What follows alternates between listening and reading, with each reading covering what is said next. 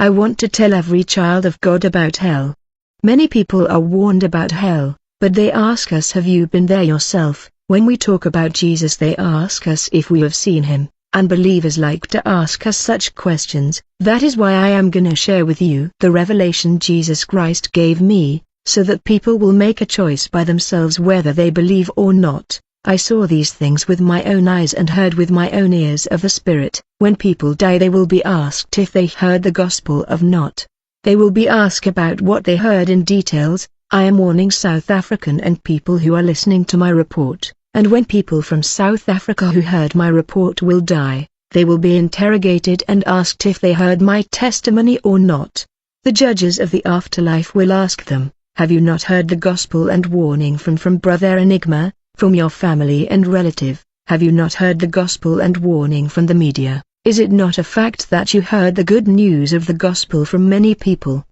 Your pastor warned you, even your family warned you, and you were warned by many people. These are words people will be told on the day of judgment, but people don't believe that there is hell. I want to tell you, child of God, if you are born again and saved, you must live a holy life. Don't play around with your salvation. Jesus told me, you will tell pastors when they preach they should tell believers that only those who are saved that are going to heaven. They must not lie to people that because those who are saved that eligible to enter heaven, there must be written in the book of life. Many people believe that when they die they will go to heaven. Even those who are not saved make the such claim, but it does not work like that. Even if your parent go to church, you must understand that salvation is an individual matter. Everybody must save themselves because you have your own soul, and you will stand before God on the day of judgment. But when you die in your sin, 2 demons will come to get your soul. Sometime it's not a demon but the Spirit of the Lord that take you, not to bring you to paradise but before outside the gate of heaven, where there is also the abyss. Very often the Spirit of God also takes souls that die with their sins and put them in a broad way. The highway is so big that it can accommodate 4 lanes on both sides. I am not sure if the ground is paved or a tar road, but I saw that it was wide road. I saw a multitude of people walking that broad way, people who had died in their sins. Even those who living in sin are walking on the broad way, and through the narrow gate. For wide is the gate and broad is the road that leads to destruction, and many enter through it. Matthew 7 verse 13. When I look at the side of this broad way, there were just bushes and trees, no houses there. People join this road when they die with their sin. Any man in the 4 corner of the world that has died with his sin was landing on this broad way, and whoever practices sins is walking the broad way that lead to destruction. I saw that everybody on this broad way was naked. No one wore a shirt, pant, skirt or shoes on this wide way, for they were all naked, walking with no shame to their destination. There were even children that were 4 to 6, teenagers and older people who have died in their sins were walking in this broad way. Nobody was looking at the person on his left and right to see if they are fat, skinny or what. When you look at the faces of these people, there was fear in their eyes. They knew that they were deads. Their conscience was telling them about their sins, and everybody was wondering where they were going, but no one was asking the person next to him, where are we going? But fear was in their eyes. These people did not care that they were naked, but as they walked their conscience was judging them and telling them about their condemnation. These people walked silently, not talking and not looking at each other, as if controlled by a force. Jesus said, they will walk like this for 2 to 3 hours. As the multitude were moving in the broad way, we arrive at a place where I saw that there was a bridge, on what seems like a mountain. That mountain had a hole like a tunnel. This broad way passed through that tunnel and the multitude were passing in that tunnel under the mountain. When the people entered the tunnel, I saw that it was really dark, but there was no one among the multitude that tried to stop or turn back. The power that controlled them would not allow them to stop, so they continued to walk even if the darkness tunnel, for they were compelled to move forwards. When they appeared inside the tunnel, they were greeted by darkness, but they could not walk back. They left the light behind them. That's when they began to feel a heated temperature, but they could not turn back even if they wanted. Their feet were moving forward against their will, and they were surprised to see that their feet kept walking forward despite the heat. The hotter it got, they wanted to turn back, but their feet kept dragging them forward. No one was able to turn back because they lived their life on the wide road. Their spiritual body obeyed the power that dragged them forward in spite of their will to stop. That's when people began to weep and scream in fear as they progress in this wide road where the temperature became unbearable, a place extremely dark. I saw that there were road signs on the left and right. When the multitude saw the on the road signs, the writing that said hell, they were now sure that they were going to hell. The multitude cried and wept louder, for the heat got stronger. They were not yet in hell, but they could feel unbearable heat burning them. They only saw darkness, for they could not see the fire, but they were burning. Everybody was weeping and crying in desperation, until they began to hear the screams of billions of people weeping from far. Imagine a universe where billions of souls from different generations screaming in great agony. Hell has more people than heaven and earth, but there are still places for newcomers. There is spaces available for everyone. As the dead continued to move, they began to see a red light afar. That when they saw a huge hole the size of a stadium, and before the abyss there were demons standing around and welcoming people that were coming with mockeries.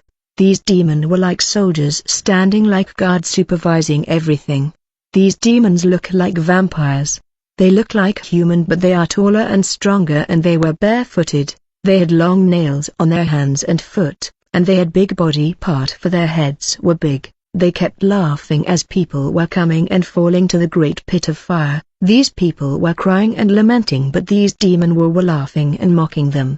They said, "You have enjoyed food on earth, but there is no food where you have come. Forget about food and eating. We don't have food here, and since God did not give us food, therefore we will eat your flesh, which is our food." And they were laughing at the believers who came to this place. When people get to hell, they were in shock of what they were seeing. They see demon face to face, but they cannot turn back. When people reach that abyss, they began to fall in the abyss as if they were jumping deliberately in the abyss by their own will. They thought they will just burn and die, not knowing what was awaiting for them.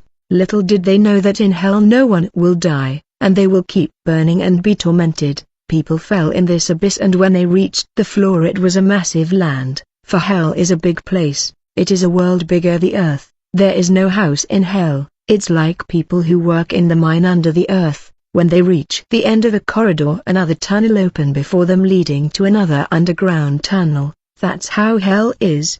There was all kind of fire.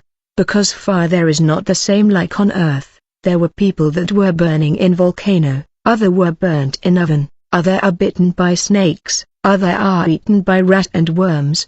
There were many sorts of torment. Even dogs were in hell. But not dogs of earth, but dogs of hell. The snakes and rat are not like the ones on earth. They were from hell. In hell the rat are of abnormal size, very huge, like a bit pot. These big rats were eating the bodies of people until they are left bones, and you can see the soul of the person a skeleton, for in the fire people a skeleton. Then the skin and flesh will start forming a new body that will be born again. I saw women that wear hair attachment on earth.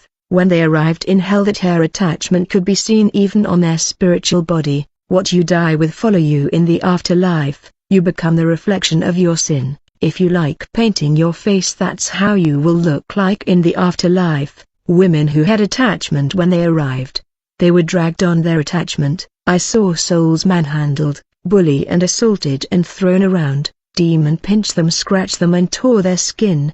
They plucked their eyes and eyelashes. They were crying. Demons were laughing and saying, "You have enjoyed life on earth, but this is hell." Beloved, as we live life on earth, demons know us and know our names. This means that whatever kind of life we are living, they are watching us. If by negligence you fall in their kingdom, they will call you by your name because they know you. They told these souls, "Come here." Your pastors warned you, but you would not listen. Why did you not listen? The people cried and said, "I did not know." They were thrown around and stepped on with the big feet of demon. They stabbed them, for they had big metal weapon that they use there to torment people. It was not earthly tools, it was demonic instrument. They were stabbing and breaking people bones, and when you think you're gonna die, you realize that you are not dying. I saw that when people fell in the fire, there were also demons inside the fire that were waiting for them to torment them. Demons were many. They are tireless in their duty. I was shocked to notice that demons were more numerous than human. I used to think that we were more than demon,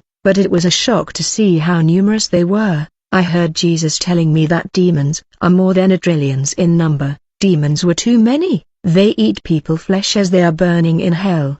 The person is standing and watching while demon is consuming his flesh. This is the kind evil and dreadful environment we are talking about. They chopped your head off with machete and your head cries while it's on the ground. Your head is away from your body but it is crying. They kick your head away from your headless body. These are things I saw in hell. They beat you, eat you and manhandled you. When your skin and flesh fell from the body, what happened is that your body will reconstitute again in order to be consumed by fire, and the cycle is continual without stop. You will burn forever. Hell is cruel.